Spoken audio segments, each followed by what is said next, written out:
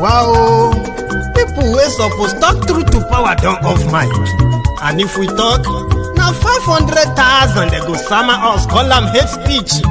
But fear not, Maiyegun don't come. He go touchlight every corner, nooks and cranny of all these bad people where they spoil our country. Malamala. Mo bojú ayé o ayé ṣá malamala. Mo máa bojú ọ̀run òkùnkùn ló ṣubúlẹ̀. Mo máa bojú ọ̀run òkùnkùn ló ṣubúlẹ̀. Mo ní ẹ̀ẹ́rẹ́ yìí o. Kí ni dé sí Yorùbá o ọmọ aráyé? Kí ni ṣẹlẹ̀ sí Yorùbá o ọmọ Oodua o? Yeyeyeyeyeyeye àwa máa ṣe hùn ọ̀rọ̀ là ń bẹ. Yorùbá ń ṣera wọn nítorí owó. Yorùbá ń jìra wọn lẹ́sẹ̀ nítorí ipò. Wọ́n gbẹ̀mí fáláre, wọ́n gbáre fẹ́lẹ́bí. Wọ́n kò lè kó wájà, wọ́n tún polóko wá mú. Ọgbọ́n tí wọ́n gbọ́n ló gbé wọn délé ọlá. Ọgbọ́n náà ló tún padà wá sí lé wọn mọ́lẹ̀ o. Àwọn tí wọ́n ti ń ṣọ̀gá lọ́jọ́ tó ti pẹ́. Tún padà wá dẹni à ń fọwọ́ ti sẹ́yìn o. Yóò Yorùbá yoyoyo bí iná alẹ́. Yorùbá rúrúrú bí omi òkun. Yorùbá bàbá ni bàbá ń ṣe. Yorùbá ronú o.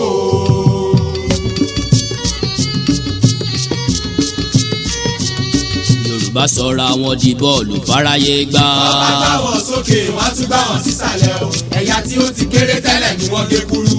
Àwọn tí àìfẹ́ lọ́tún ti dẹni àtijọ́ lórí. Hello there. Good afternoon to you, good morning to you, good evening to you from wherever you are watching from. This is Maiyegun live. And tonight, we are now fulfilling the mandate of bringing on the now known Yoruba leader, Professor Banji Stephen Akintoye, who is going to be talking to us today on the road to independence. People have been asking, how can we identify with everyone back in the homeland, Oodua land? How do we identify a figure that we can call a unifying figure that can bring everybody all together in achieving this one-time goal, one lifetime goal of being free of a forceful union, forceful contraption? And we finally got our father here with us today, Pa Banji Akintoye. He will be telling us a lot about what they've done so far. Let me tell you this, guys, that you have been hearing about Oodua Republic campaign, self-determination, Ninas, and many of these, happenings. There are people behind this who have been using their time, their resources, their own, contact and all that to bring this awareness to fore. And we are glad to have Professor Banji Akintoye with us today. The network is not really that great in Nigeria, but we will manage it as much as possible. I have my own few questions I'm going to ask. Most of them are likely going to be what you want to ask too. But nevertheless, there will be an open, there will be an open line at some point where you can phone in and ask a direct question from him. Like I said, we are having a bit of a problem with the connection back there, okay? So I'm going to bring Professor Banji Akintoye on in a moment. The line just dropped.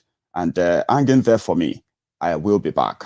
Malamala. Mo bójú ayé o ayé ṣá malamala. Mo máa bójú ọ̀run òkùnkùn ló ṣubúlẹ̀. Mo máa bójú ọ̀run òkùnkùn ló ṣubúlẹ̀. Mo ní ẹ̀ẹ́rẹ́ yìí o. Kí ni dé sí Yorùbá o ọmọ aráyé? Kí ni ṣẹlẹ̀ sí Yorùbá o ọmọ Oòduà o? Yeyeyeyeyeyeye àwa máa ṣe ọ̀rọ̀ là ń bẹ. Yorùbá ń ṣera wọn nítorí owó. Yorùbá ń jìra wọn lẹ́sẹ̀ nítorí ipò. Wọ́n gbẹ̀mí fáláre, wọ́n gbáre pẹ́lẹ́bí, wọ́n kò lè kó wájà, wọ́n tún kó lóko wá mú ọgbọ́n. Hello, sir.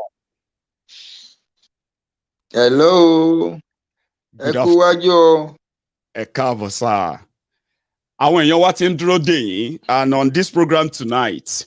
Good afternoon to you. Good afternoon, sir. We are glad to have you. So, on tonight's program, we will be asking a few questions, especially many of us in the diaspora, sir.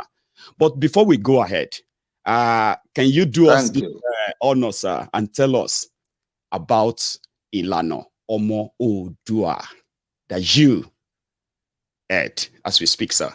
Mm-hmm.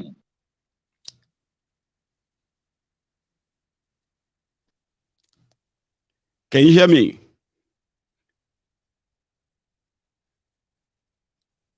Hello, sir. I think we are having an issue with the audio as well. Let's see. Can you hear me, sir? Can you hear me? Yeah. Okay. Ilana Oodua was founded by me specifically. Yeah, I can hear you. Can you hear me now? Loud and clear, sir. Please. I'm answering you. Hello. Hello.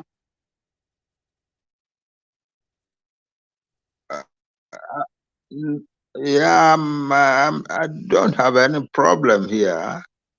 I think we are. Can you hear me now? Yes, sir. Yes, I can hear you. I hear you very clearly. Please. Can you hear me? Very loud and clear, sir. No, apparently not. I don't know why. You can hear me now? Yes, sir. You can hear me now? Loud and clear, sir. Can you hear me now? Loud and clear. Let me hang on a sec. I'm going to check something. 1 second. Yeah. Okay. Ilana Oodua was founded.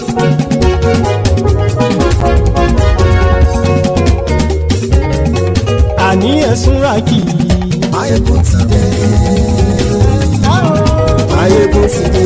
Ọ̀jẹ̀lú ẹ̀sùn ràkì. Maiyegun ti dé. Àní ẹ̀sùn ràkì. Maiyegun ti dé. Lórí Facebook. Maiyegun ti dé. Àní ẹ̀sùn ràkì. Maiyegun ti dé. Lórí YouTube. Maiyegun ti dé. Àní ẹ̀sùn ràkì. Maiyegun ti dé. Bọ́ bàbá gbé wúrẹ́. Maiyegun máa wí. Àní ẹ̀sùn ràkì. Maiyegun ti dé. Ijó ìgbádìyẹ. Maiyegun máa wí. Àní ẹ̀sùn ràkì. Maiyegun ti dé. Presido bá rúfin o. Maiyegun máa wí. Àní ẹ̀sùn ràkì. Maiyegun ti dé. Kí gómìnà kówó jẹ. Hello, sir. Hello, sir. Hello, can you hear me now? I can hear you clearly, sir. Can you? Okay.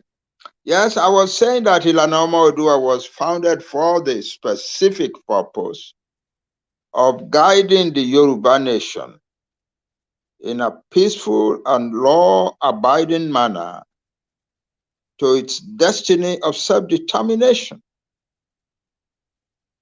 Self-determination is the inalienable right of every nationality or ethnic group, or some people would say tribe, in the world. It is a right of every nationality, a right they may seek to assert without asking for permission from anybody, even the government of the country to which they are at the present time a member. So we Yoruba can say, we Yoruba, we have the right of self-determination. It's a God-given right. It is not something conferred on us by anybody, by any law. It is a right that our God gave to us, and it is inalienable.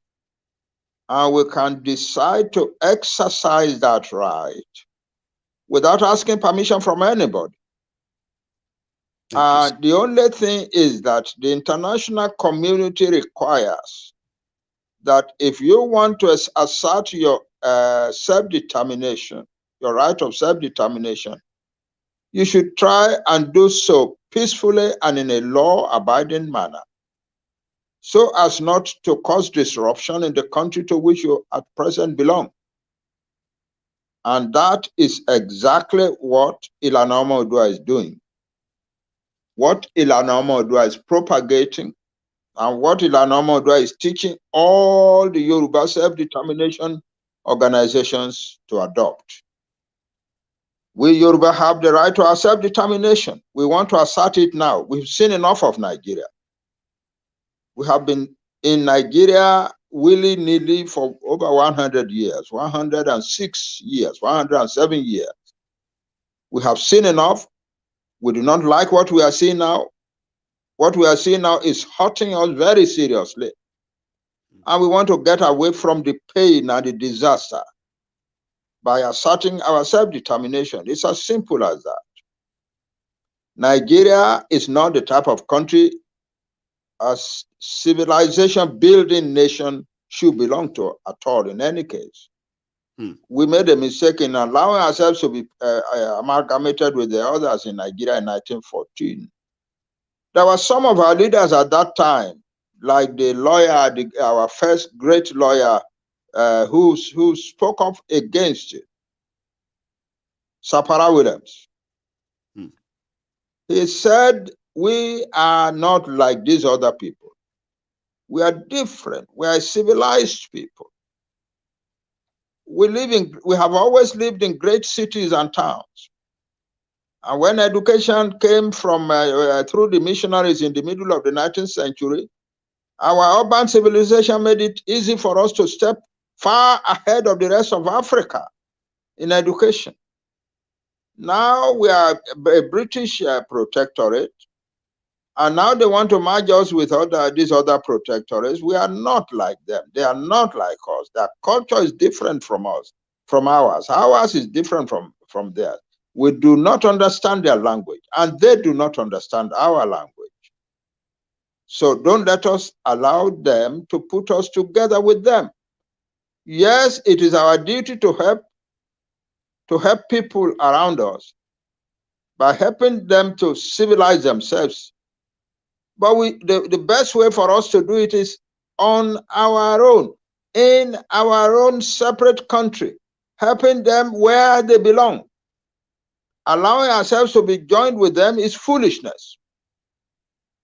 That was 1913, before the Amalgamation Act was done on January 1, 1914. But there is this strain in Yoruba culture, in Yoruba's collective psyche, that we Yoruba have a duty to help others. Ifa says, some strangers are coming, receive them well, include them with yourself, help them if they need help. Because there are benefits in heaven with Olodumare for you if you do these things. Do not let these benefits elude you. That is the marching order that our ancestors gave to us. Help others, because we will always be ahead of the others. So help them. So people said, well, our duty is to help. And in any case, we have been helping in trying to help, giving modernization to these people, in 1864. One of us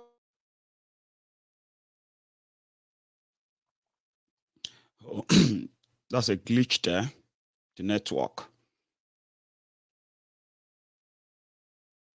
was, yeah, and his duty Sorry, had been can you to go around to the neighboring nationalities, especially on the Niger. Yeah, sir. Can you take that again? To go around it and to. Can you take that again, sir? We missed that part. You had a break there. 1864.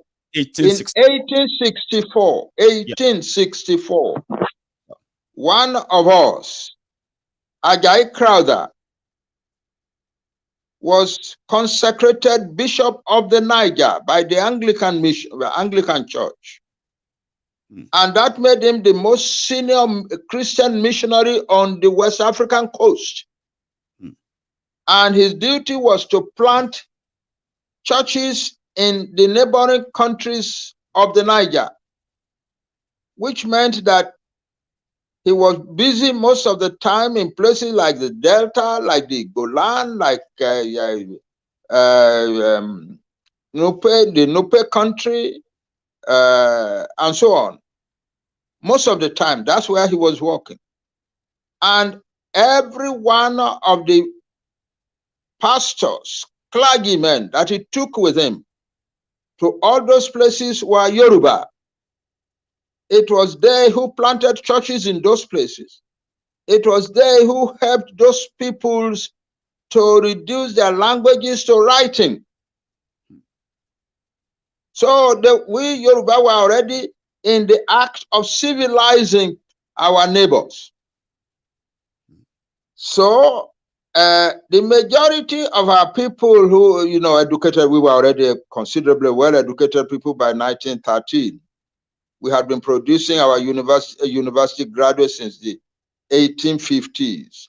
The first newspaper to be published on the African continent was published in Abeokuta in 1859.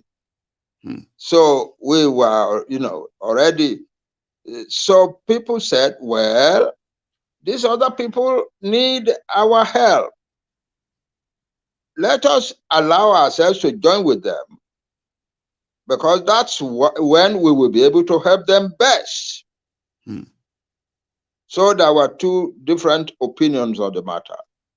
But the voices that said it is our duty, we are Yoruba, that's what we are supposed to be doing in the world, civilizing other people.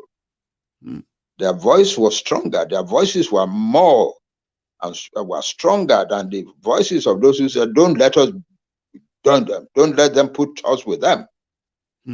And so we were included in what is called Nigeria in 1914, January 1. It has turned out to be a horrendous mistake. We've been trying to civilize. Until 1950s, I was very...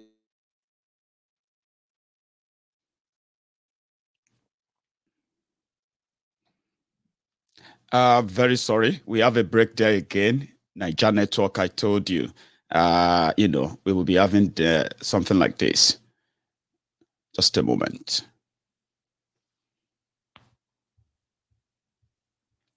That froze there.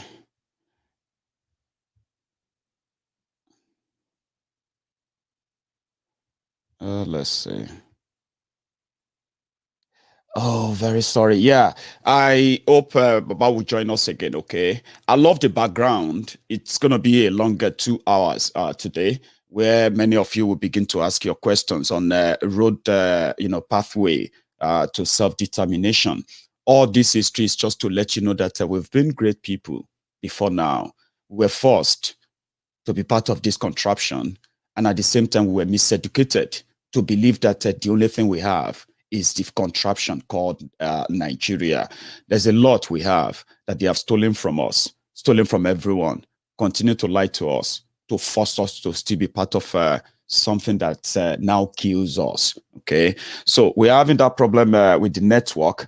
I'm going to quickly do a little break to bring Baba back, and we can continue. Please bear with me.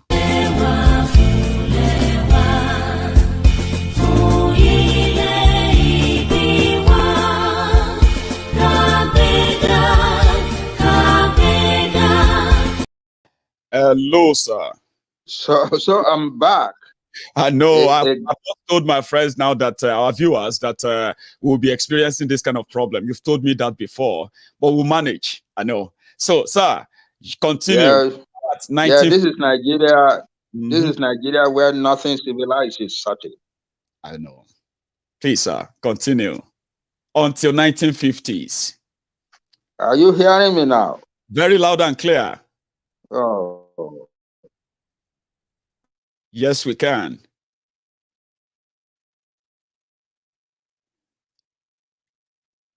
Such a bad network, I would say. Oh.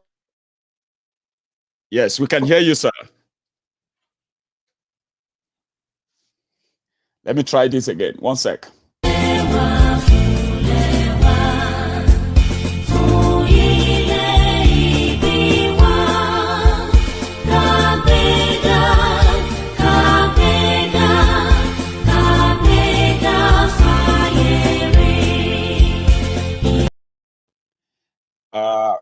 I'm going to bring Baba back, and we might end up. We might end up using the audio to talk to him today. Hello, sir. Can you hear me? Yes, I can hear you clearly. Lovely, sir. Sir, in case if this happened again, right, I may just have to phone you, right? Then you will just use audio to talk to us. We don't want interruption again. We are enjoying that. Okay. Yes, sir. But yeah, we are 1950s until 1950s. Yes. Until 1950, nothing really was happening in the so-called British Nigeria, protectorate colony of Nigeria. But in 1949 to 51, a new constitution was adopted. A constitution, that is the real time that Nigeria became properly one country. And under the constitution, 3 regions were created. And we, the Yoruba, became the predominant people in the Western region. Then we were able to begin to show the quality of our character as a civilization building nation. That's what you saw under Chief Obafemi Awolowo. In the 1 decade from 1952 to 1962, we Yoruba performed great wonders on the African continent. We were the far and away the most educated people. And that is, as I've told you before, the foundation of the education had been laid in the 19th century. By 1914, when Nigeria was amalgamated, we Yoruba were about the only educated people in Nigeria. We had been producing university graduates since the 1850s, since the 1850s, whereas elementary schools did not begin to come to most parts of Nigeria until the 1920s, by which time many Yoruba families were already producing their 3rd generation of university graduates. No other Nigerian nationality was able to produce a graduate until the middle of the 1930s. That's about 70 years after we had started to produce our first crop of graduates. So we are advanced. That's so by 1951, when we started on this limited self-government experiment as the Western. Oh, again, that's something that that can actually make you get mad about that Nigeria. Nothing works. It's a pure mess. I mean, you can't even enjoy a peaceful interview, a peaceful conversation, because it is from Nigeria. Let me try Baba back on the phone, like we said. Maybe this time around, that will fix it for us if the video won't be doing it. Okay, so I'll get him on now, and I hope that works. Because it's the same network, isn't it?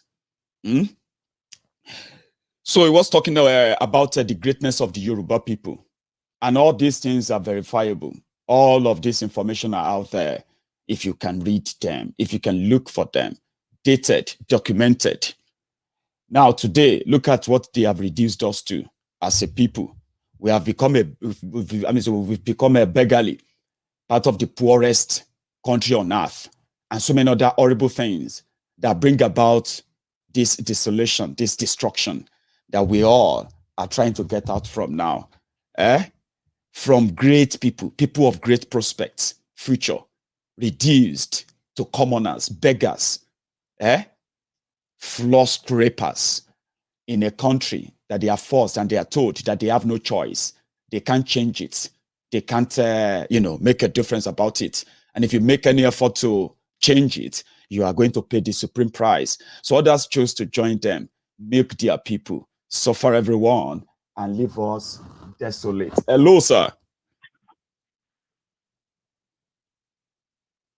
Hello. Hello. Hello, sir. I wonder how much of what I was saying you have caught. I know it kept, the network was so bad, sir, that when you got to that point, when you got to that point where you were talking about the greatness, a decade of greatness, that we had a chance of self-governance, that we proved, that was where you were before the line cut off, sir. You can continue from there, sir. Oh, okay, so we became the first. Why is it so bad?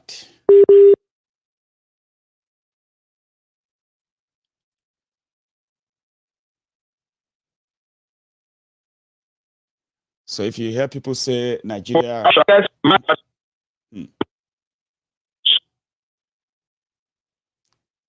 Hello, go on.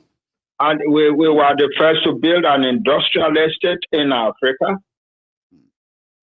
We were the first to build the first residential estate in Africa. We were the first to build a television station on the African continent, long before many European countries had television. We can go on and on and on and on. We achieved all of that. You see, when we talk about that decade, when we talked especially about Chief Awolowo's role in that decade, people seem to think that he was our premier for 100 years. No, he was our premier for just 6 years. All of these things that I'm talking to you now, he achieved in just 6 years.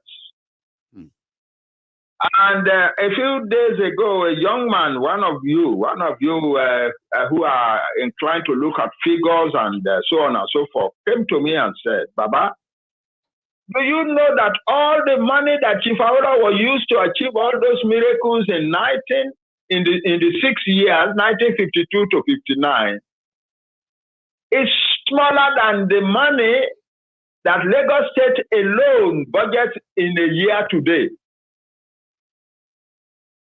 Chief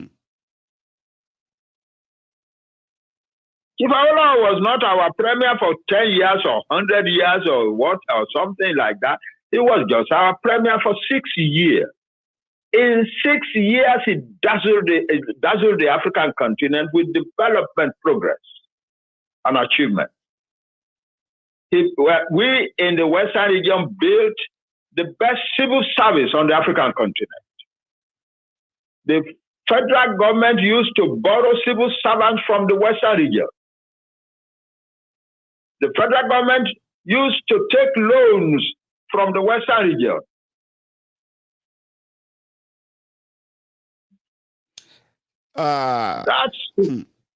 Let me ask you this question, sir. Just to get fully into this.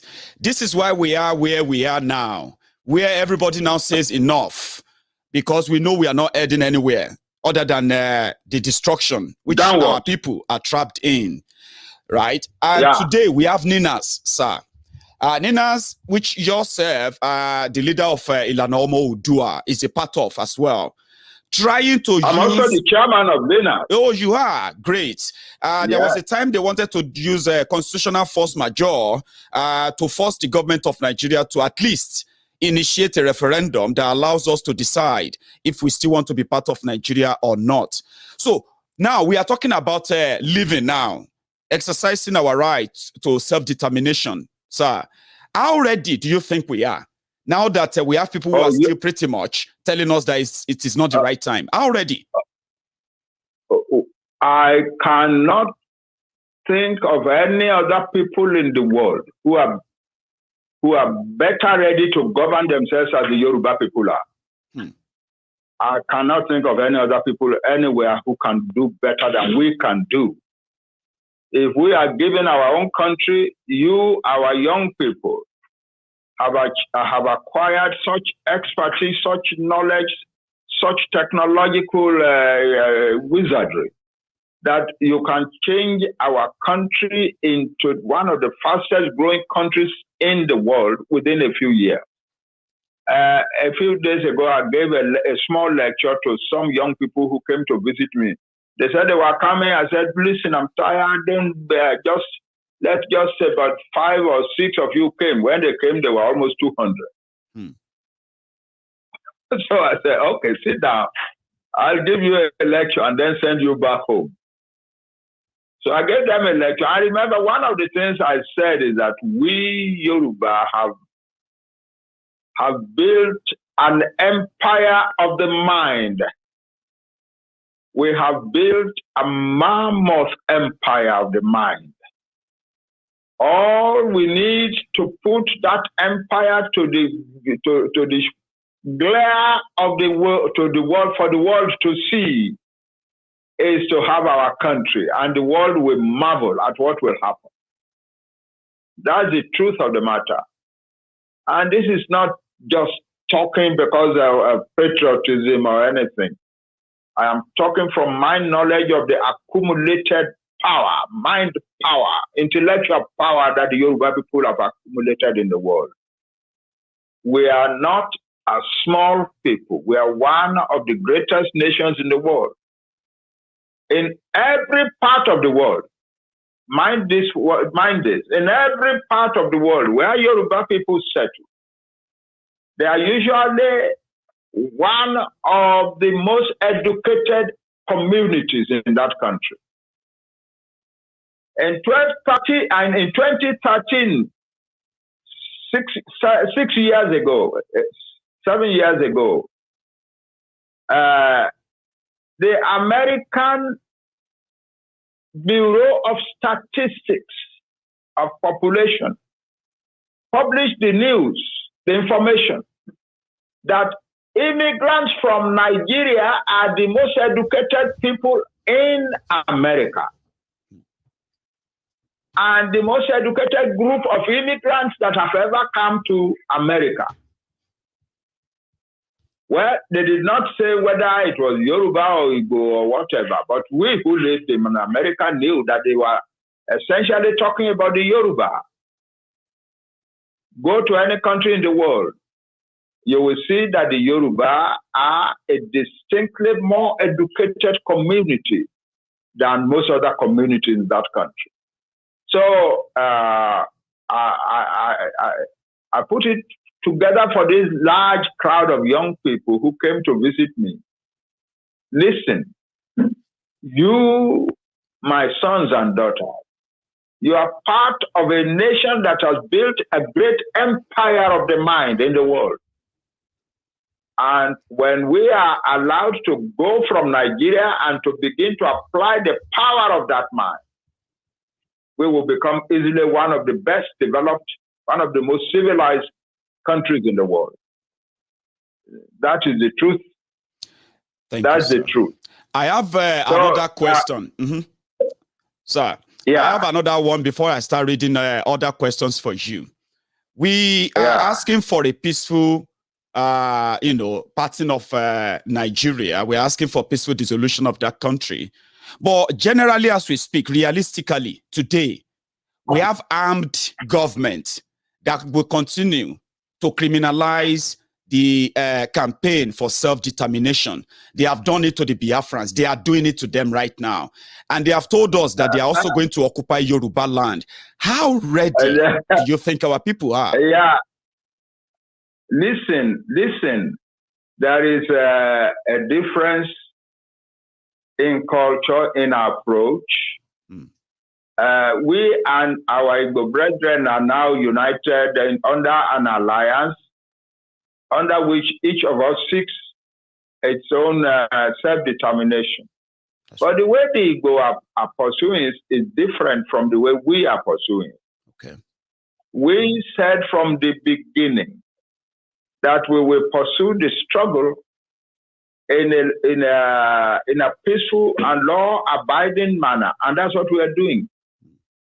The world is seeing the spectacle of large numbers of young people going to the streets to demonstrate, to demand self-determination for their country, without anybody being arrested or wounded or killed, or anybody clashing with the police.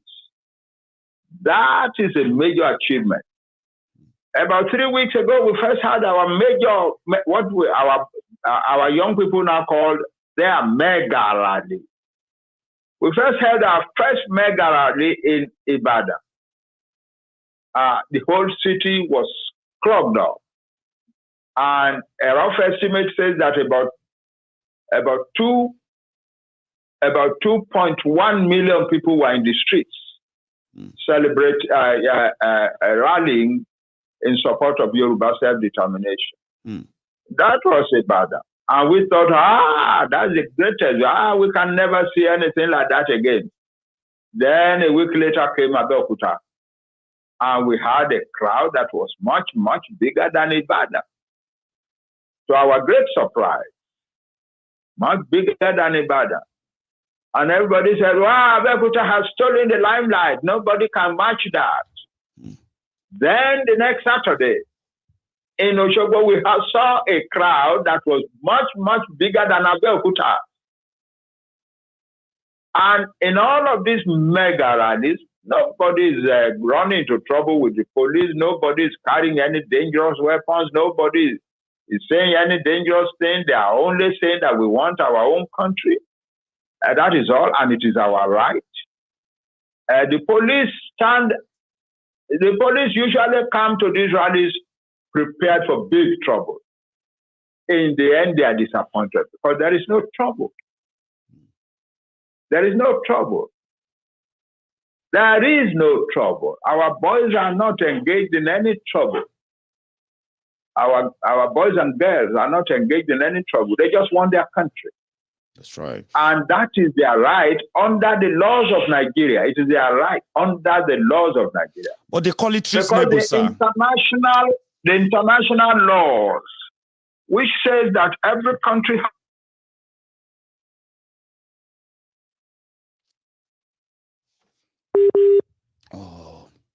that's another network glitch there. Let's hang on. Go on.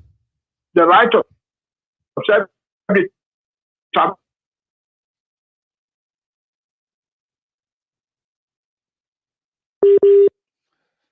No.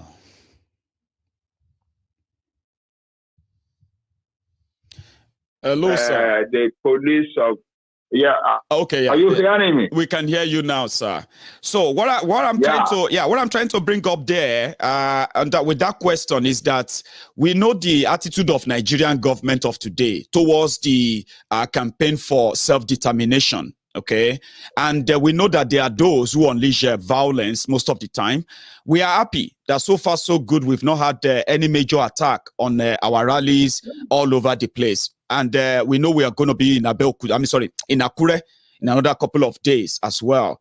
So my concern here is that we know that they are likely not going to give us a referendum. Peaceful way that we are talking about now, right? Means that Nigeria, those in Nigeria, they will have to agree that we should decide through a referendum. Or what do you think, sir?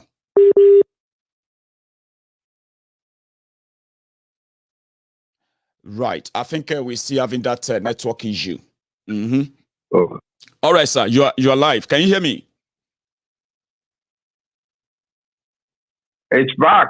Let's go on. It is back now, sir. So, do you trust Buhari's government that our rallies and our campaign and even the self-determination and all of that will still be peaceful in Yoruba land? Do you have that confidence, I would say? I mean, just ask. We will always make it peaceful. on our part. The police have usually, in every one of our 3 mega rallies, the police have usually come ready for big trouble.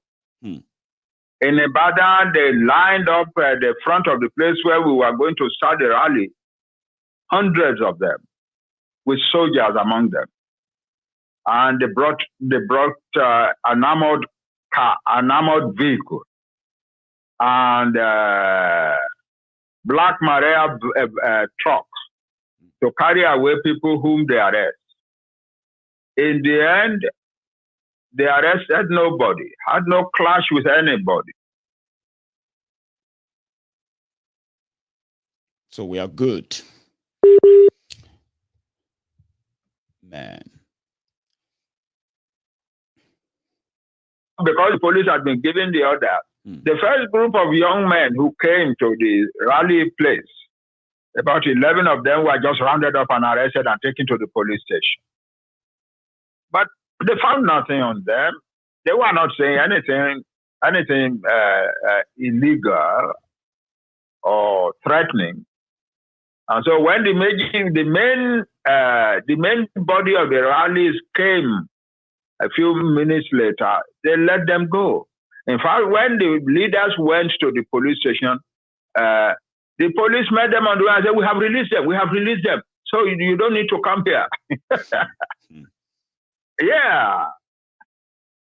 In Oshogbo, there was that's good to hear, sir.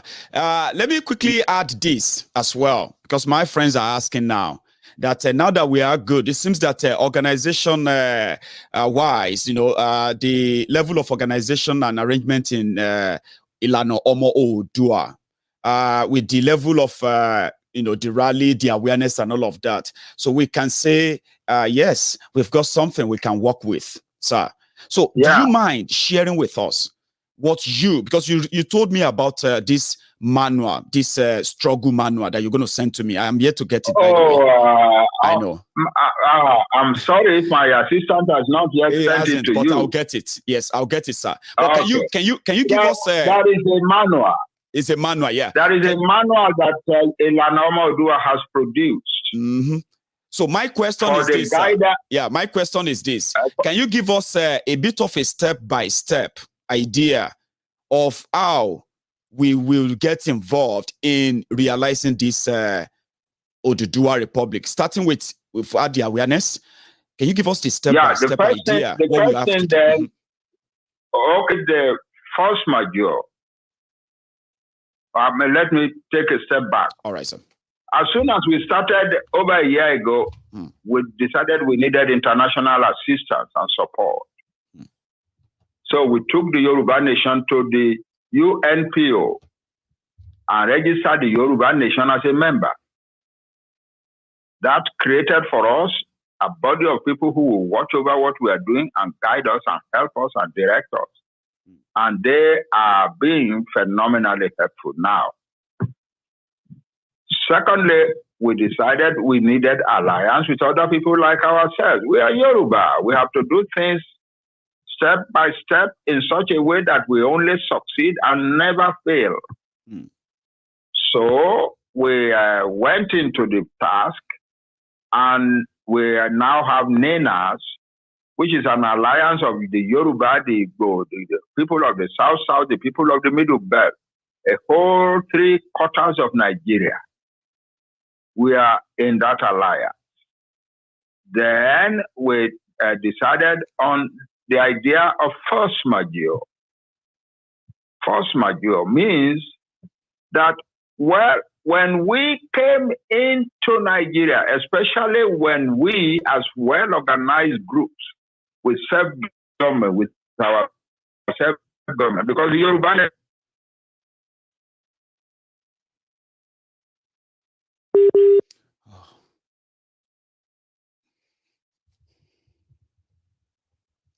That's another... That was already... The Western region became... We can hear you now, sir. I think the network is really, really terrible.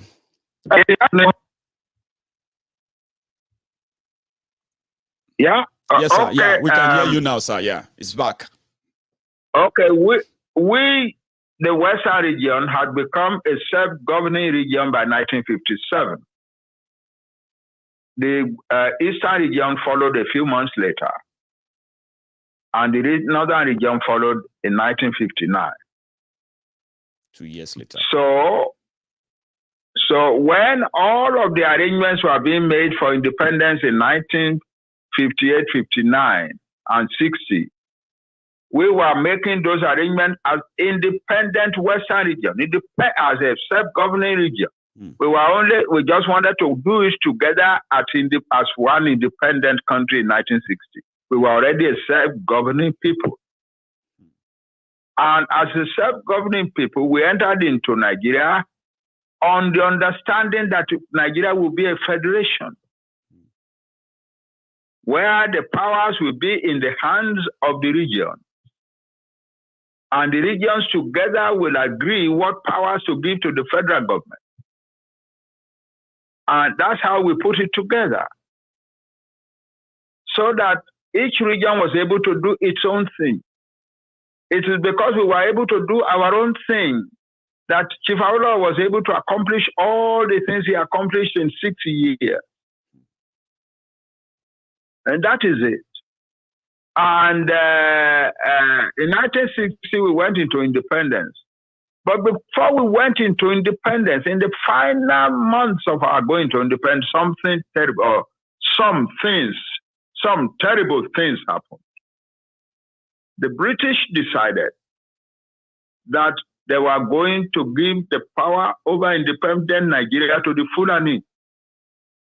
And the only qualification the Fulani had for that honor was that they had refused Western education. They were the least educated people in Nigeria, the least desirous of Western education.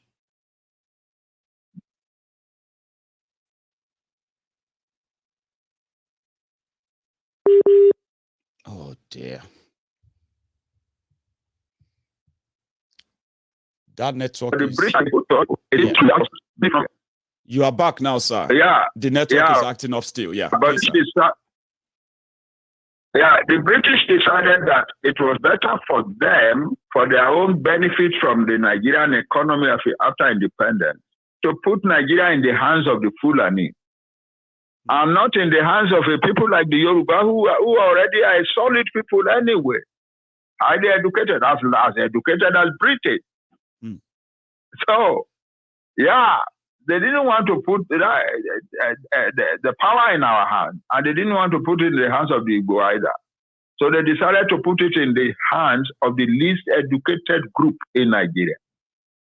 That way, they will be able to bamboozle the rulers of Nigeria after independence and take as much benefits from Nigeria as they could. And it seems to have worked. That is what happened. And it is that disaster that we are seeing, that Nigeria is still going through now. The Fulani went into independence as rulers of Nigeria with a great deal of fear especially of the Yoruba. And so they decided, well, we are going to use federal power to suppress them. We're going to use federal power to suppress them. With the help of the British from the shadows. So it is using the federal power to subdue all the other power, all the other nationalities of Nigeria that the Fulani have been doing since 1960. It has now reached a peak that they are not only manipulating the Constitution, engaging in uttermost impunity and uttermost crookedness and corruption. They have discovered that that is not enough. And so now they have unleashed the Fulani people on the various peoples of Nigeria to come and kill, maim, destroy. Yeah, and they say the objective is to subdue all the peoples of Nigeria. One of their leaders said recently, in 1960, the British, Allah, in 1960, Allah, through the British, gave us Nigeria to rule and to do with as we please. We have been doing that since 1960, and we intend to continue. If anybody tries to take the power from us, we shall kill, maim, destroy, and turn Nigeria into the bloodiest war zone in Africa. That's what they're doing now. So we Yoruba, we have a time comes you want to help your brother, but a time comes when you need to help yourself too. So we Yoruba, we want to help ourselves now, so as to be able to contribute to the civilization of the world, as we are able to. So there is no looking back. There is nothing to look back for in Nigeria. We have taken our decision. In the first major, well, what we said is that different nationalities entered into a federation. The federation has been killed.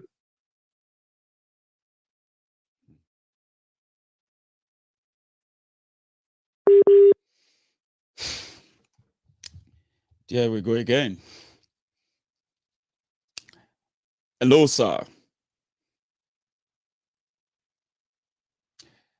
I think we're still having that problem with the network. Can you hear me? You can never stop having. You can never stop having. This is Nigeria. It's a shame. Nothing works as they are supposed to work in Nigeria. Sir, sometimes in March, there was a meeting in Ibadan where all the Yoruba or Oodua socio-political groups came together and they made a declaration where they asked all the political representatives from Yoruba land, right, and all the House of Assemblies in Yoruba land to begin the process of, declaring a date for referendum and a date of a withdrawal from Nigeria, a declaration of sorts. And they gave them 90 days. That 90 days will expire by next month. Okay. And recently as well, sir, the governors, especially the southern governors who came together to ban that open grazing of these invaders, they have been rebuffed by the Fulanis that they did not, they did not, ask for permission from the Fulani elders. So comparing these two actions, sir, the political class, if they are going to act, or maybe they don't even have they are just toothless bulldogs, the Yoruba governors, how soon do you really think they can come to the same reality? I'm talking about the political class now. Come to the same reality with many, many like us who knows that it is a pure waste of time to save Nigeria or to remain part of Nigeria. How soon do you think they will come to that reality? The governors especially. We are praying about that. And because of that, what I have been saying to all our people who are fighting for self-determination is do. Oh, man. The network.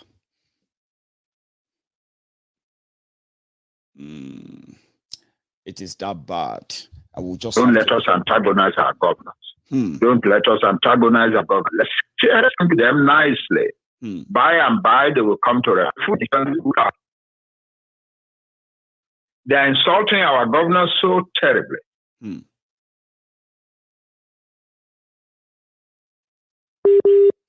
Oh, man.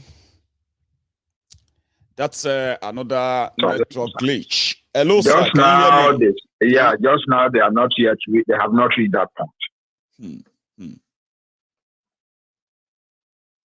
Can you hear me now, sir? Yeah, I can hear you. Lovely, sir. Please, can you take that again? We just had that long break right there. We're talking about coming together of the political class to make this work. Okay, listen, the political class, our governors, former governors, the most important political leaders in our land, they are still thinking that Nigeria can be saved. but they will come to recognize by and by that it is impossible to save Nigeria. Secondly, something will help them, and that is the attitude of the Fulani.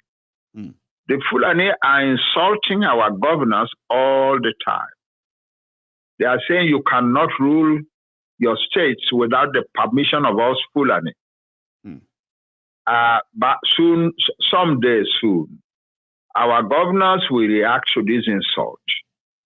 And that will be the beginning of major change in Yoruba land. That's what we are waiting for. It is not we Yoruba who will push our governors into the realization. It is the insolence of the Fulani that will push them into the realization. Thank you so much, sir. I picked up a question. Somebody sent that to me in the email. I'm going to read that back to you quickly, sir. Okay. He especially sent it and he said, please, I may not have an opportunity of reading this. Asking Professor Banji Akintoye this question. And I want you to please help me ask him the following. So I'll read them out to you quickly, sir. And I'll pick a few others too that you can help us do justice to. Okay. His name is Tola. And in fact, yeah, Adetola Opanuga. So he wrote his questions. Can you hear me, sir? Okay, the question. Yes, sir. Number one, he said, I have had the opportunity to be acquainted at a very young age in Nigeria with Nigerian politics. There seems to be a cycle of republics and horrid introduction of totalitarianism through the use of military coup d'etat whenever Nigeria or Nigerians seek to make a major step towards having proper control of their destiny. Sir, how can you assure all Yorubas that this most important step towards our self-determination will not be truncated or affected by another military coup? Number two, majority. Yeah. You want to answer that first? Yeah. Let me answer that quickly because the answer is very brief. All right, sir. The answer is this. We have declared a force majeure. And that means we have said that under the Constitution as it is, we are not subject to the Constitution of 1999. And that essentially we are not in Nigeria anymore, really. But we will not use force to extricate ourselves. That is it. So if anybody comes out and say, my dear countrymen, I am general something, we Yoruba people will come out and tell them, we are not your countrymen. That's all. Straight and and concise. The second question is this. He said, majority of the middle class have displayed so much apathy towards politics in Nigeria for so many years, mainly due to the history of violence and intimidation, and seems to be have been resigned to their fate. Is there a way you could help introduce a summary collection of your most revered discourse and interviews in a video or audio format, or point our listeners to the right directions that they could use that could allay the fears of many supposedly educated Nigerians that this Yoruba acclamation is mainly championed by your pedigree of deep knowledge, wisdom, and diplomatically enriched approach, is a long one, sir. So what that simply was talking about is that, is there a way we can convince the middle class to let them know that Yoruba determination campaign is actually for their own good too, because Nigeria is a place where the middle class they have this nonchalant attitude towards all of this. And they have a major role to play. Sir, what is the drive towards the middle class? Yes. Yes, we are taking, thank you. Whoever asked that question, I want to say thank you to you. Yes, sir. Because it's very...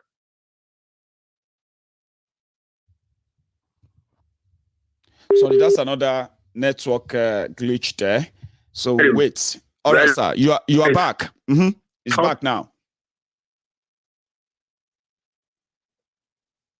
I wrote a respectful letter to a group of our elite in an organization called Voice of Reason. And I respectfully requested that they give me a permission to come and speak to them. And they allowed me to come and speak to them. Voice of Reason is made up of a large number of highly placed professionals, Yoruba professionals. After I had spoken with them, before I spoke to them, they were saying that they cannot handle anything more than restructuring. That's their mandate. From the beginning, that's what they decided to do.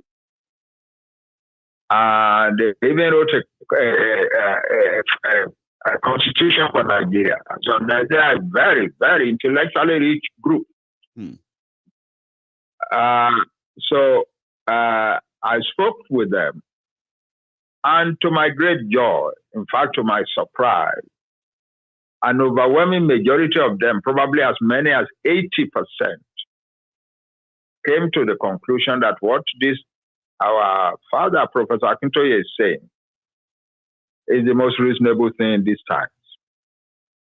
And that therefore restructuring is no longer a sensible approach. And that helping to secure the Yoruba nation self-determination is the best thing to do now. And they've been helping us now in the past 2 weeks in various ways. Great. And it is a very, very happy development indeed. The change is coming, it's happening. And the Yoruba nation will soon have their country. Even some of the older politicians who have been shouting restructuring are now gradually accepting that restructuring is no longer a reasonable thing. That's it. That restructuring is no longer a reasonable thing. And people often ask me, have you spoken to our Obas? The Obas are the peak of the culture of Yoruba nation, of the Yoruba nation. We have spoken to very, very many of us. And now we have a plan in hand to send a small committee of the people of each state to go and visit every Oba in their state to let them know what they are doing. I testify here and now that I have not spoken to any one Oba who has rejected what we are trying to do outright. Lovely. Most of them will say, if you can do it peacefully and there's no war. And we are here. Look at what is happening. Obviously, our boys are in the streets without any violence. Our boys are not speaking violence. They are not killing policemen the way people are doing in other parts of Nigeria. They are pursuing the struggle peacefully and in a law-abiding manner. That's what we will do until we get our freedom. And the others are impressed. So we are doing very well. We are gathering the leaders of the nation in. And very soon you will discover that it is not just the few of us who are in the leadership of Ilana Oodua or in other organizations and so on. Oh, by the way, people don't talk about it. The Ààrẹ Ọ̀nà Kakanfò Gani Adams came out about a month ago to make the announcement that he has come to the conclusion that asking for restructuring is unreasonable. And that what the Yoruba need really is self-determination. He said something that was very important. He said he has tried to carry out some sort of survey. He called a large Zoom meeting in which probably as many as 1,000 people were present. And while the meeting was going on, almost everybody in that huge meeting was sending messages to say what we want is not restructuring, but self-determination. So at the end, he said, we more or less voted, and almost everybody voted for self-determination.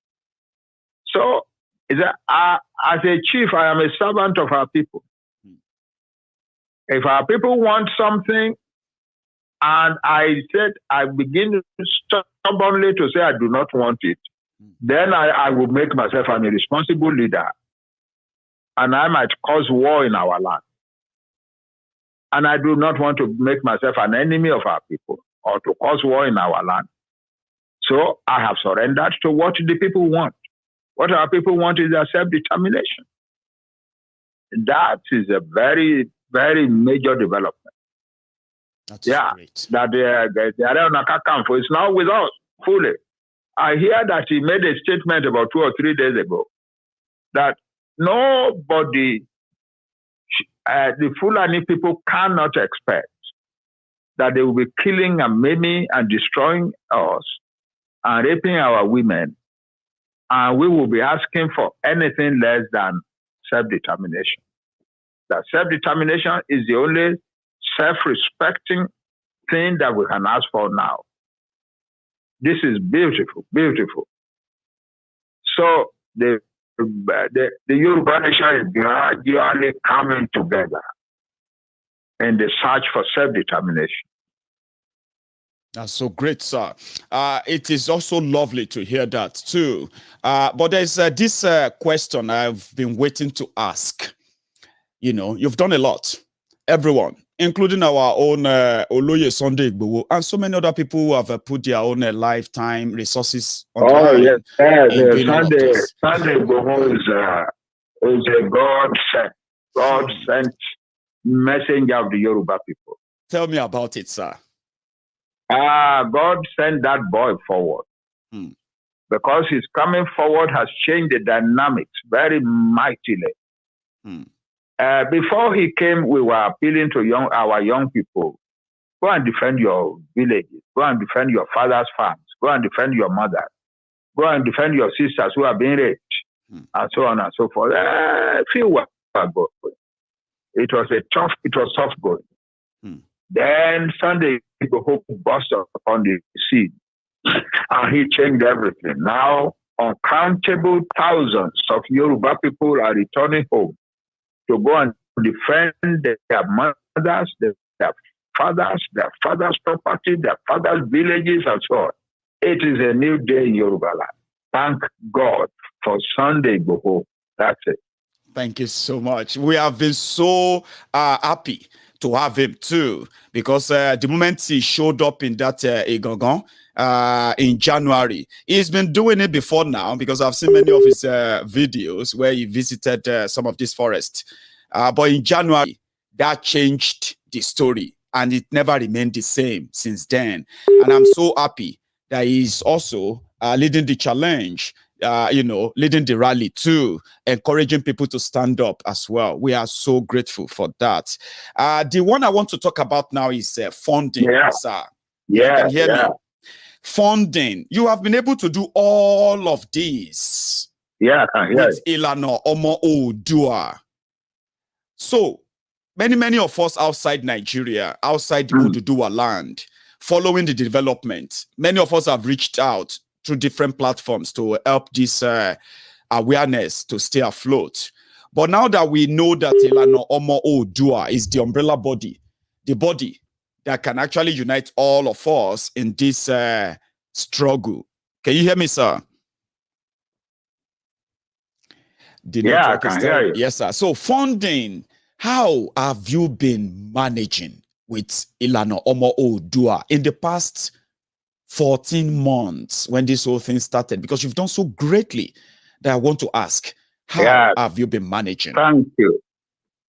Thank you for asking that very important question.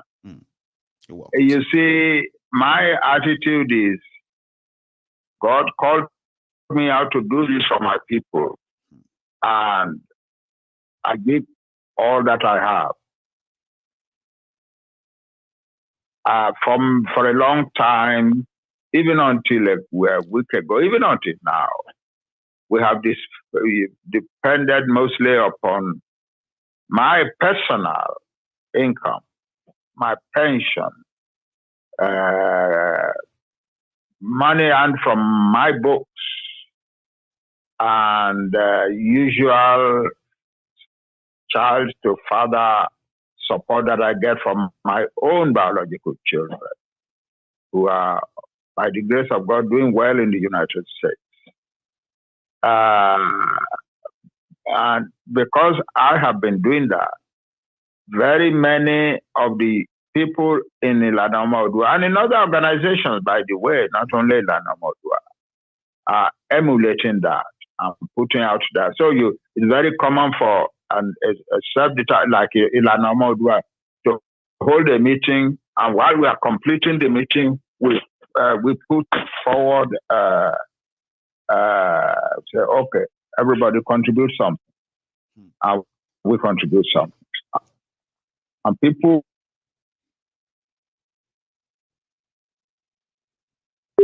Oh, not again. It's the same network issue there. So wait. Yeah, okay. Then the time came about 7 months ago when people began to talk of GoFundMe. Oh, well, it sounded very exciting and promising, but it has not been as productive as we expected. Not successful. People, yeah, some of the GoFundMe thing just ended in quarrel among the people who put it together. And I don't know how these things operate, but it seems that they create a fund, an account, and the money goes into the fund but goes through a member's account before it gets to the real place and so on. And so some of the money hangs in the members, and that leads to a quarrel, and I have had to settle many quarrels. And all I say to them is, money is not the most important factor in this struggle. The most important factor is your love for your nation and your determination to express that love. So I say not all the monuments in the world were built with money. There are a lot of monuments in the world that are built with just love and passion. And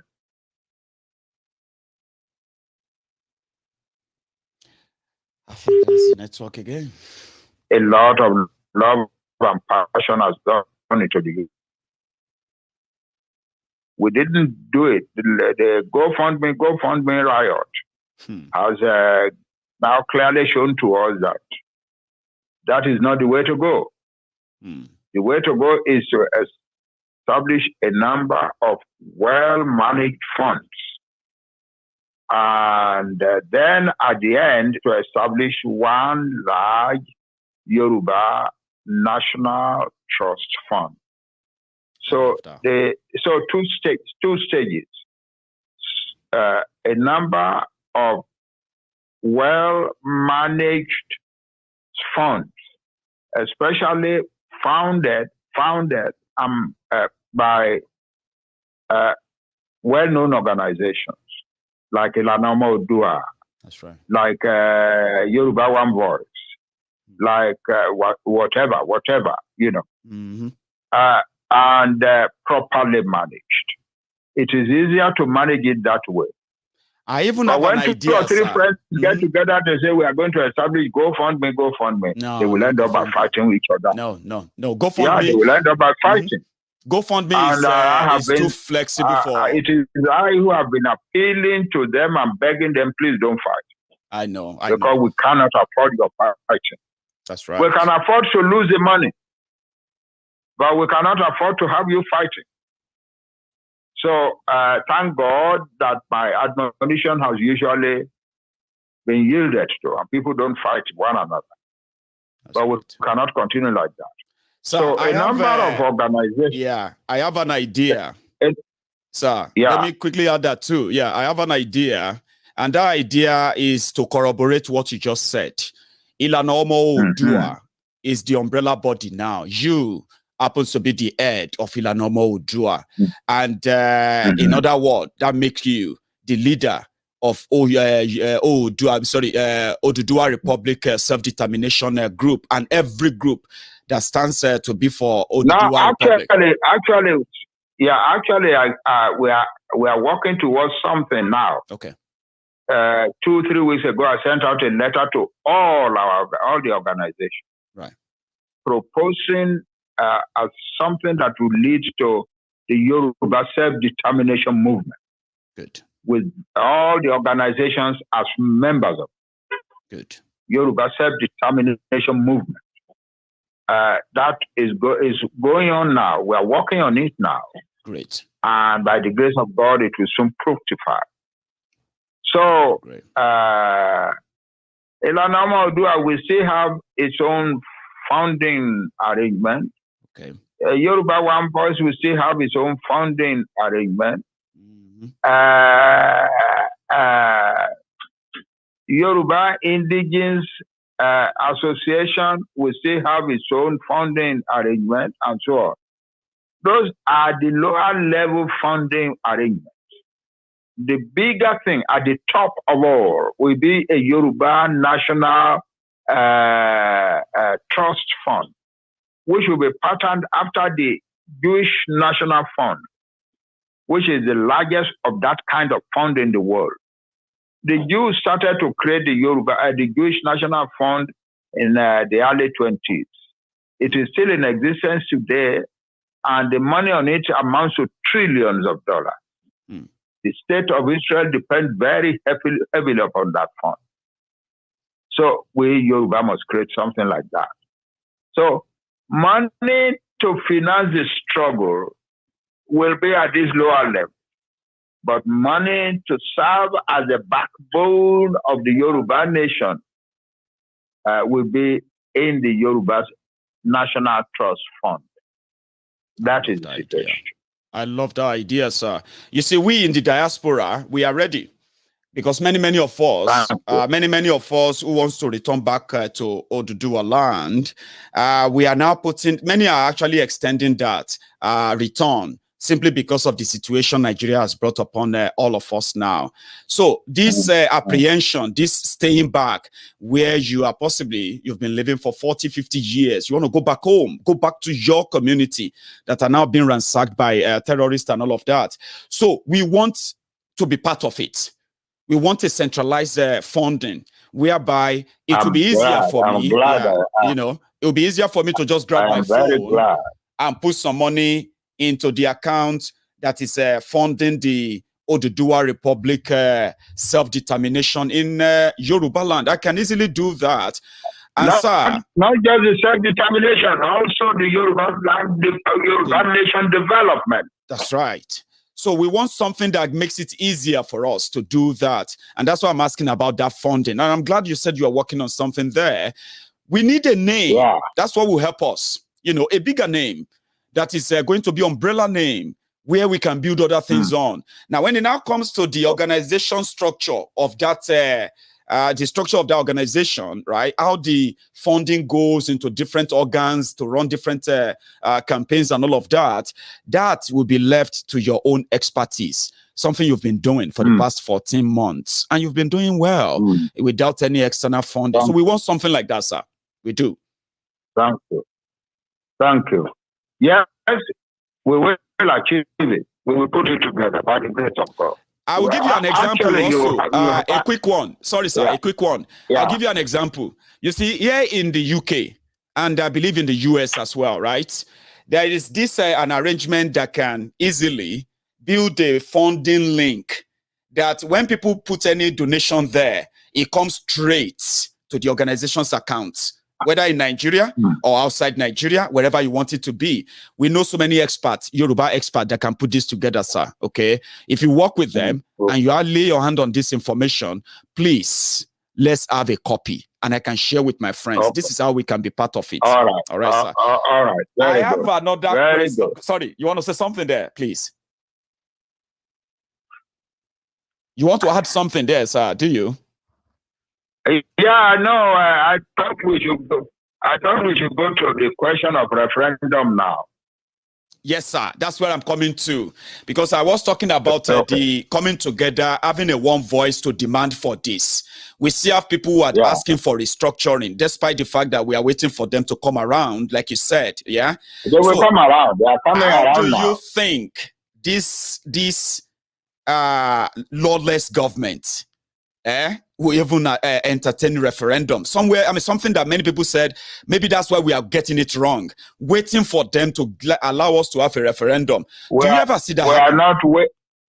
We are not waiting for them to organize a referendum for us. Mm-hmm. There are only 3 ways in which a referendum can be arranged. Right. 1, by ourselves without any reference to any government. The kind of thing that the people of Catalonia tried to do in Spain, that the Spanish government has been trying to stop, have been unsuccessfully trying to stop. The second way is to wait for our government or our state government to come together and decide on a referendum and carry out the referendum. And another way is to ask the federal government to decide on a referendum and carry it out. And the final one is for the United Nations to come and do it for us. So we don't think we will be able to do the referendum on our own. The federal government will fight us every inch of the way. They won't let us do it. I don't think our state government will be able to do it when the federal government stood in their way solid, and it will come to nothing. Then the federal government itself will never carry out a referendum for the Yoruba. So we are left with the United Nations.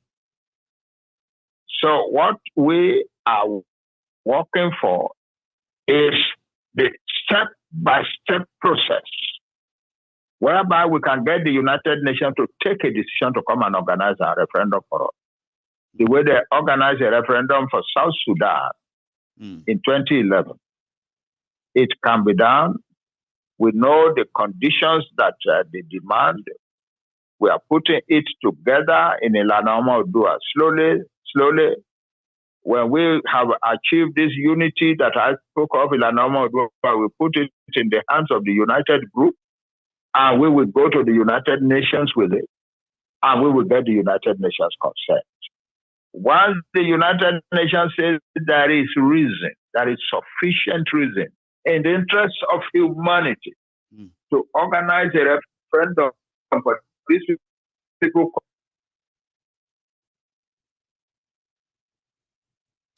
I think that's another network issue there.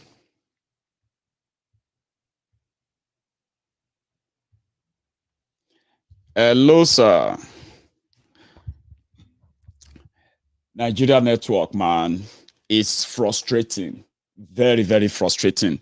So we'll wait on Baba and see if this connects again, and it's taking longer than usual. By the way, hello, sir. In the world. That's grand. You are just back now. We missed all of that you said earlier. Let me see. Again, it's gone. The network is really. Yeah, ourselves will be able to do it.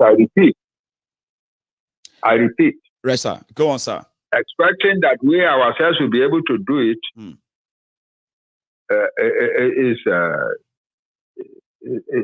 there's no hope there.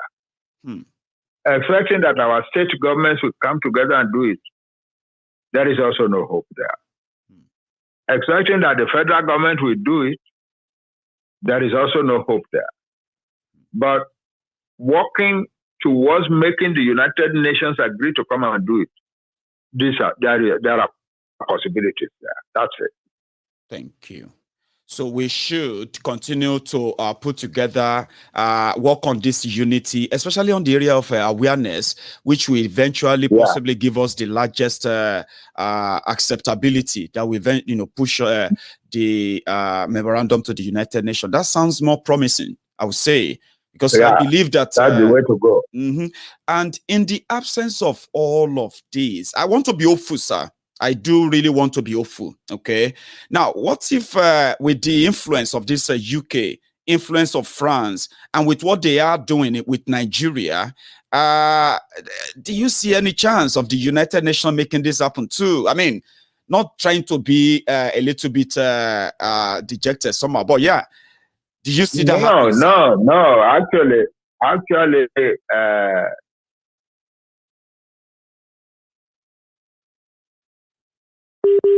oh man.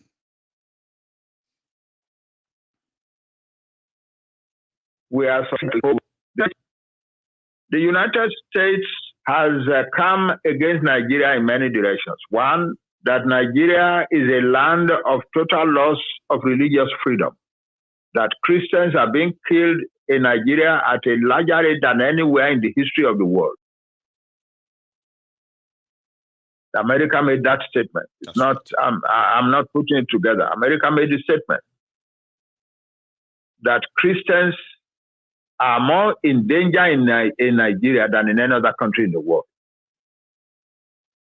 That is lack of religious freedom. Now, America has a law about religious freedom in the world, which makes it incumbent on the government of America, when there is loss of religious freedom in any country, to take action about it.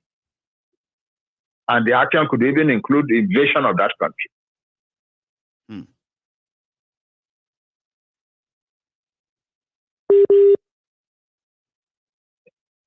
In order to stop in the matter of religious freedom. America has also declared Nigeria as a country, a troubling country, because of the killings of people, the maiming and destroying them. America has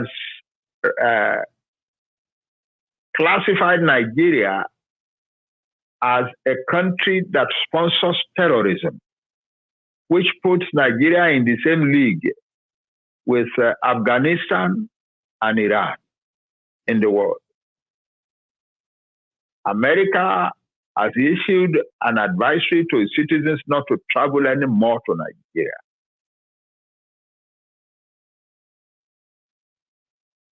So the Nigerian situation, Nigeria's image is already dead, more or less, in America.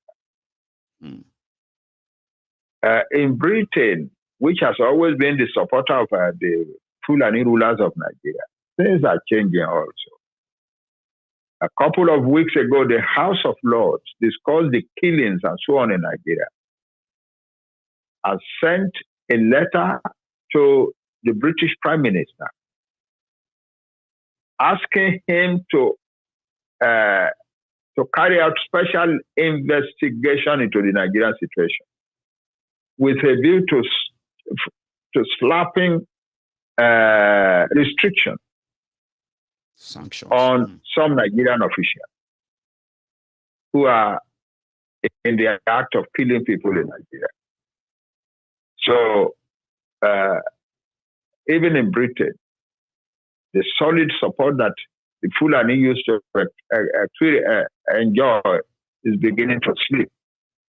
France has never really agreed to Nigeria.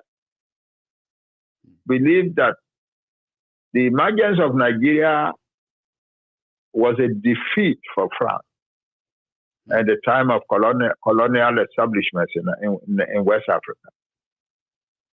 And if we manage our way very well, we could get the French support for the dissolution of Nigeria. That's deep. Russia is seriously disturbed by the ethnic killings in Nigeria, and so is Germany. The only major country in the world that has shown no concern is China. And we do not hope that we can change the attitude of China, because China's attitude in the world is amoral. there is no morality at all. So we don't think we'll be able to change the attitude of China. But the attitude of Britain, the United States, France, Germany, Russia already are tilting away from Nigeria and towards us. And that's where you people in the diaspora are very, very important. What we want every Yoruba group in every country to do is to study the situation carefully in their country and decide how to make the Yoruba case popular with the rulers of their country. That is very, very important. How do we Yoruba who live in Britain, many of us, many of us are citizens of Britain. That's right. How do we proceed? How do we organize ourselves? How do we reach the British ruling class, the British intellectual class, the British church leadership class? How do we reach these people in such a way as to get them to accept that Nigeria is iniquitous and that the people who are trying to get out of it peacefully and in a law-abiding manner deserve support? That is it. I will tell you something that happened in America. Please, sir. In addition to our own efforts from home, a number of young Americans who are Yoruba kids, little children who were taken to America and have now grown up there, graduating from university or still in university, 18, 19, 20, 21, 22, maybe 25 years of age, have organized themselves and have gone to the State Department to say, we who stand here seeking to talk to you in the State Department are American citizens. And when you say you're an American citizen, the government of America is obliged to listen to you. That's right. Yeah, so they get access into high authority in America because they're American citizens. And they say our people are suffering in Yoruba land in Nigeria. And we want to know what our American government wants to do about it. We want them to do something about it.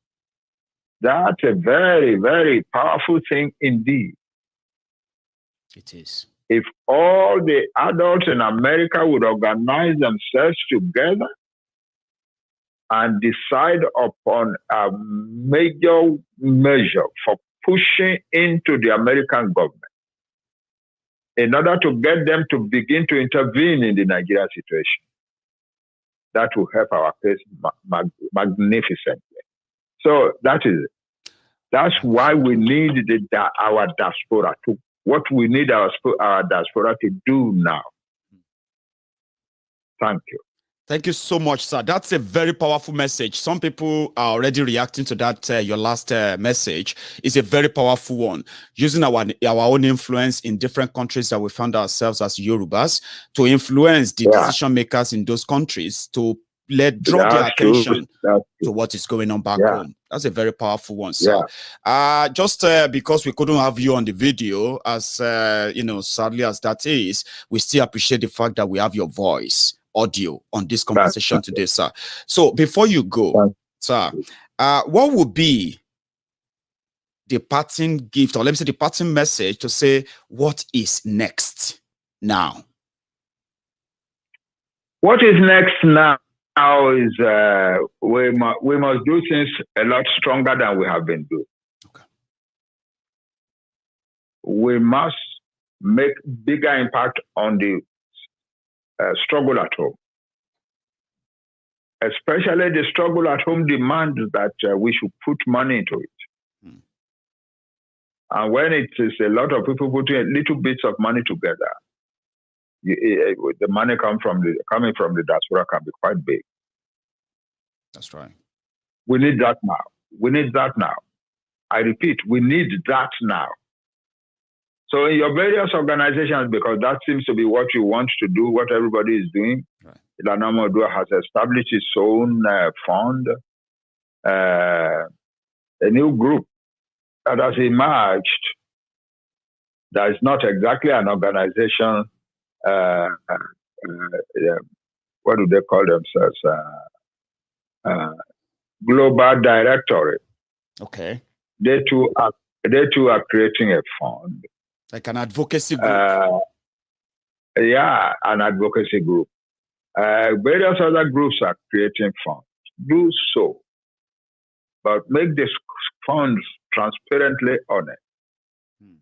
Let accounting companies manage the funds for you. Pay them for their service. If you try to do it yourself, don't say, yeah, your Joe is a chairman, Ajay is a treasurer, and I is secretary, and the three of them shall be the signature. Let an accounting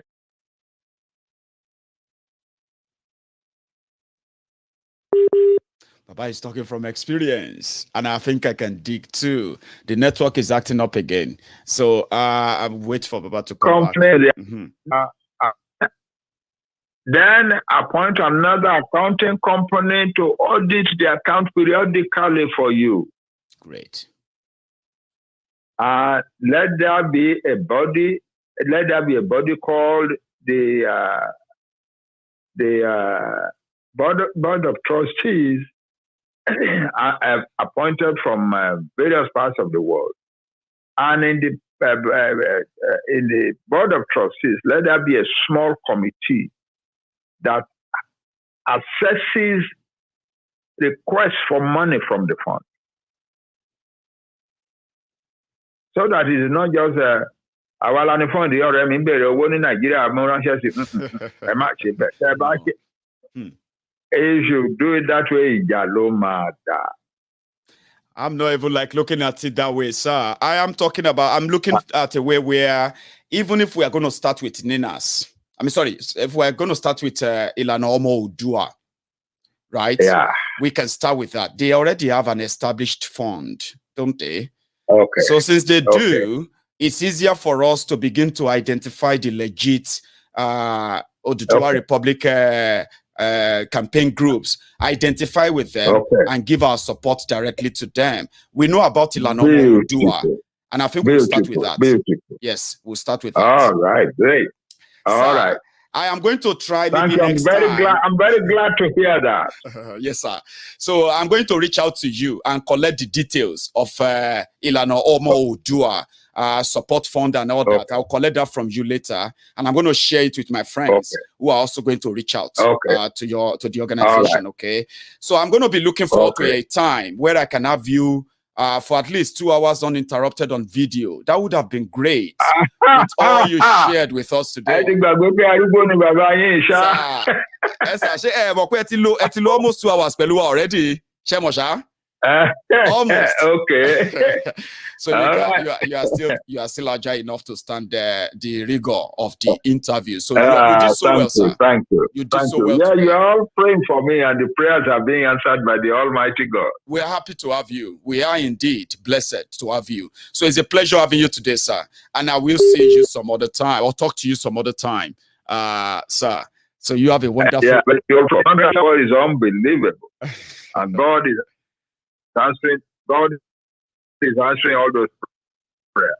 Amen. Thank you so much, sir. We appreciate you, and you stay safe. Okay. I'll get back to you. Goodbye, sir. Okay. Thank you, sir. God. You too, sir. That's a good one. But even though Nigeria happened to this broadcast tonight, you know, anything where Nigeria happened to, you go get K-leg, you go get bent leg and all of that. Let me tell you something, okay? If the interview today, if you enjoyed it, thank you for being part of it. Many people who have heard a lot in that interview, some people may not be comfortable either with the choice of word or what Professor Banji Akintoye said. But you should leave everything beyond that, your emotional, emotional state, and pick facts and see what do you call it? The light, the messages in what we discussed today.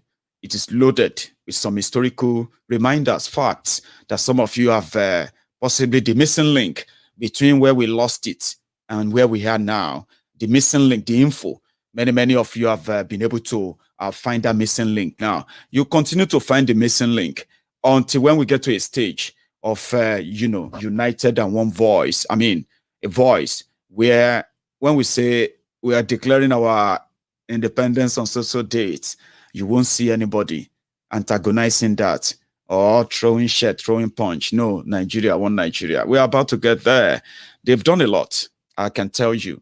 Most of what I tell you or share with you all the time on Maiyegun's diary, I got most of them from the work of these different organizations who have been doing a lot to educate us about why we should get to the Oodua Republic now.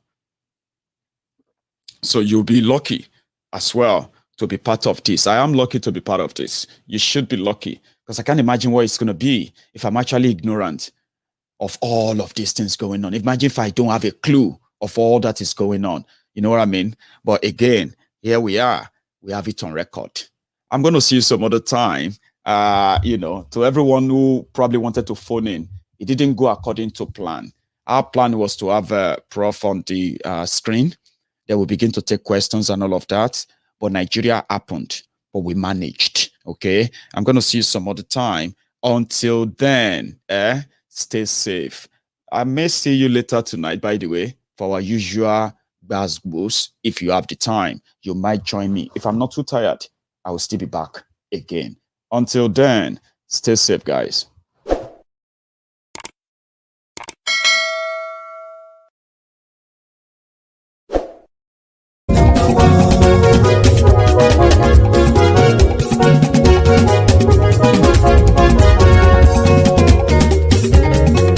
Àní ẹ̀sùnra kì í. Maiyegun ti dé. Maiyegun ti dé. Ọ̀jẹ̀lú ẹ̀sùnra kì í. Maiyegun ti dé. Àní ẹ̀sùnra kì í. Maiyegun ti dé. Lórí Facebook. Maiyegun ti dé. Àní ẹ̀sùnra kì í. Maiyegun ti dé. Lórí YouTube. Maiyegun ti dé. Àní ẹ̀sùnra kì í. Maiyegun ti dé. Bọ́ bàbá gbé wúrẹ́. Maiyegun máa wí. Àní ẹ̀sùnra kì í. Maiyegun ti dé. Ijó ìgbádìyẹ. Maiyegun máa wí. Àní ẹ̀sùnra kì í. Maiyegun ti dé. Presido bá rúfin o. Maiyegun máa wí. Àní ẹ̀sùnra kì í. Maiyegun ti dé. Kí gómìnà kówó jẹ. Maiyegun máa wí. Àní ẹ̀sùnra kì í. Maiyegun ti dé. Ọlọ́pàá tí ń darí bá. Maiyegun máa wí. Àní ẹ̀sùnra kì í. Maiyegun ti dé. Aṣòfin tí ń rúfin o. Maiyegun máa wí. Àní ẹ̀sùnra kì í. Maiyegun ti dé. Òkúra olóṣèlú. Maiyegun máa wí. Àní ẹ̀sùnra kì í. Maiyegun ti dé. Ọ̀jẹ̀lú ẹ̀sùnra kì í. Maiyegun ti dé. Àní ẹ̀sùnra kì í. Maiyegun ti dé.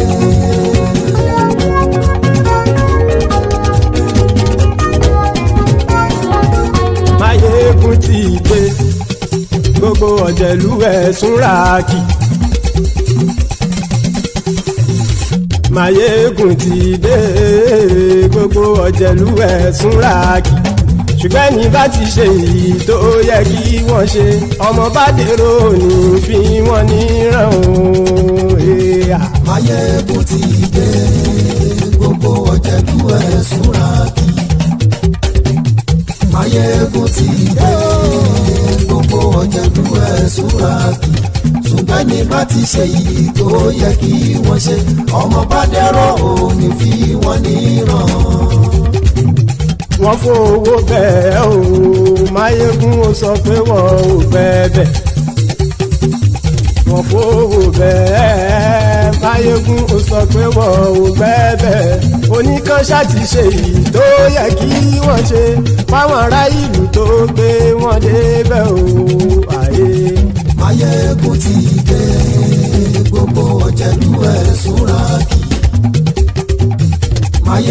Maiyegun ti dé gbogbo ọ̀jẹ̀lú ẹ̀ súra kì ṣùgbọ́n ní bá ti ṣe yìí tó yẹ kí wọ́n ṣe ọmọ bá dẹ́rọ̀ ò ní fi wọ́n níran. Ha! Kì máa yí ṣe eré ọ̀rọ̀ yìí kì í ṣe ẹ̀fẹ̀. Kì máa yí ṣe eré ọ̀rọ̀ yìí kì í ṣe ẹ̀fẹ̀. Ẹni bá ti lè lẹ́bọ̀ lẹ́rù o ọmọ bá dèrò kàṣàyè tú wọn síta. Maiyegun ti dé gbogbo ọ̀jẹ̀lú ẹ̀ súra kì. Maiyegun ti dé gbogbo ọ̀jẹ̀lú ẹ̀ súra kì ṣùgbọ́n ní bá ti ṣe yìí tó yẹ kí wọ́n ṣe ọmọ bá dẹ́rọ̀ ò ní fi wọ́n níran. Tẹnitẹni ọmọ Maiyegun ọ̀rẹ́ ara ìlú mọ̀mọ́ ni mo fọlọ́run sọ ẹ̀ bá kìlẹ́bù lóòótọ́ olódodo ìlú ọ̀tá ìlú mọ̀mọ́ ni ìwọ ṣá máa ń ṣọ́ra kò sì mọ́ bẹ̀rù bọ́tà ń lé ibo níṣègùn lé káwọn mọ̀mọ́ fi ṣera wọn ni ó ti dẹrùn tí wọn ò gbọ́dọ̀ sì mọ́ bẹ̀. èèpo ọ̀bọ lọmọ bá dérò tàjẹ́ ò gbọ́dọ̀ jẹ́ ó ti jọba lórí àbínú ẹni kò sì mọ́ fòyà àìsíwọ́lu ní ẹnìkẹ́ ìgbódì ẹyin lábàrá ó kó ẹni tó bá dán wò á kàmù. Maiyegun ti dé gbogbo ọ̀jẹ̀lú ẹ̀ túnra kì. Maiyegun.